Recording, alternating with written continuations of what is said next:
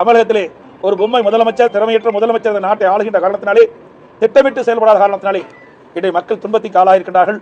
பல பேர் இருந்திருக்கின்றார்கள். 100க்கும் மேற்பட்டவர்கள் இன்றைக்கு மருத்துவமனையிலே சிகிச்சை பெறுகின்ற அவல நிலையை நாம் பார்க்க முடிகிறது. இதை நாங்கள் வன்மையாக கண்டிக்கிறோம். இனியாவது இந்த விடியா திமுக அரசு, ஸ்டாலின் தலைமையில் இருக்கின்ற திமுக அரசு இப்படிப்பட்ட லட்சக்கணக்கான மக்கள் கூடுகின்ற நிகழ்ச்சி ஏற்பாடு செய்கின்ற பொழுது உளவுத்துறையின் மூலமாக சரியான தகவலை பெற்று முன்கூட்டியே தக்க பாதுகாப்பும் மக்களுக்கு தேவையான அடிப்படையை செய்து கொடுக்க வேண்டும் என்று வலியுறுத்துகின்றேன். அதாவது இதையெல்லாம் தெரியுமில்ல, ஒரு அரசாங்கத்திற்கு, ஒரு அரசாங்கம் என்று சொன்னால் மக்களை பாதுகாக்க வேண்டும். அதான் அரசாங்கத்துடைய கடமை. இன்றைக்கு உளவுத்துறை எதற்காக இருக்கின்றது? அந்த உளவுத்துறையின் மூலமாக எவ்வளவு பேர் அந்த சாகச நிகழ்ச்சியை காண வருவார்கள் என்று தகவலை பெற்று அதற்கு தேவையான ஏற்பாடு செய்வது அரசுடைய கடமை.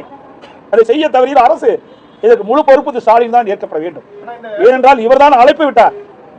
ஸ்டாலின் அவர்கள் தான் விமான சாகச நிகழ்ச்சி வந்து கண்டு கலிங்கள் என்று அறிவிப்பு வெளியிட்டவர் இந்த நாட்டுடைய முதலமைச்சர். அப்படி அறிவிப்பு வெளியிட்டு விட்டு வருகின்ற மக்களுக்கு தகுந்த பாதுகாப்பு, தகுந்த அடிப்படை வசதி செய்து கொடுப்பது அரசுடைய கடமை. அதை செய்ய தவறிய காரணத்தினால்தான் இன்றைக்கு பல பேர் இறந்திருக்கின்றார்கள். பல பேர் மருத்துவமனையில் சேர்ந்து சிகிச்சை பெற்று வருகிறார்கள். உங்களில் ஒருவனான எடப்பாடி பழனிசாமி பேசுகிறேன்.